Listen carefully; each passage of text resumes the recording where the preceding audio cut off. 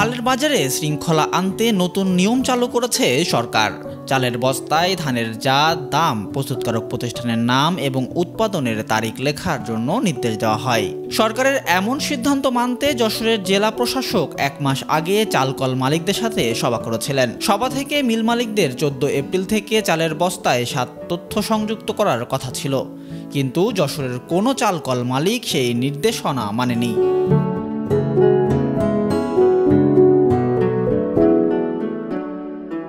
জেলা খাদ্য নিয়ন্ত্রক অধিদপ্তরের তথ্য অনুযায়ী জেলার 8 উপজেলায় 96টি চালকল রয়েছে।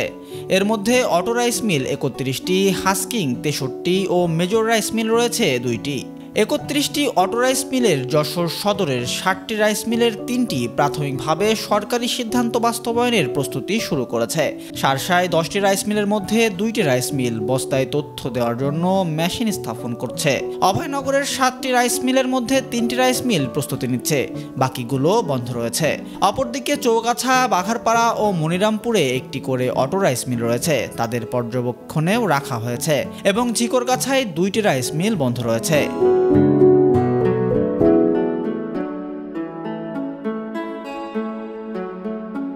এদিকে যশোরের বড় বাজারের চালের আড়ত সহ জেলার কোথাও সরকারি সিদ্ধান্ত অনুযায়ী তথ্য সম্বলিত চালের বস্তার দেখা মেলেনি, অথচ চালের বস্তায় বিভিন্ন তথ্য সন্নিবেশ করতে মিল মালিকদের সঙ্গে গত 31 মার্চ জেলা প্রশাসকের কার্যালয়ে বৈঠক হয়েছে। ওই বৈঠকে জেলা প্রশাসক জানিয়েছিলেন, এই 7 তথ্য না পেলে সংশ্লিষ্টদের আইনের আওতায় আনা হবে। নির্দেশনা না মানলে আইনের ধারা 6 ও 7 অনুযায়ী প্রয়োজনীয় ব্যবস্থা নেওয়া হবে। এই আইনে 2 বছর থেকে 5 বছরের কারাদণ্ড এবং 10 লাখ থেকে 15 লাখ টাকা পর্যন্ত অর্থদণ্ডেরও বিধান রয়েছে।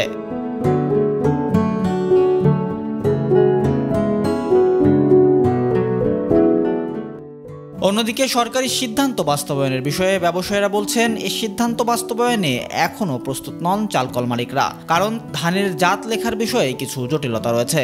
বস্তার গায়ে দাম লেখার ক্ষেত্রেও জটিলতা রয়েছে। এলাকা ভেদে দামের মধ্যে তো পার্থক্য থাকে, তাই পাইকারি বাজারে কোথাও সরকারি সিদ্ধান্ত মোতাবেক বস্তার গায়ে ধানের জাত, দাম, প্রস্তুতকারক প্রতিষ্ঠানের নাম এবং উৎপাদনের তারিখ লেখা বস্তা ভর্তি চাল পাওয়া যাবে না। এর জন্য আরও সময় লাগবে। ডেস্ক রিপোর্ট, দৈনিক কল্যাণ।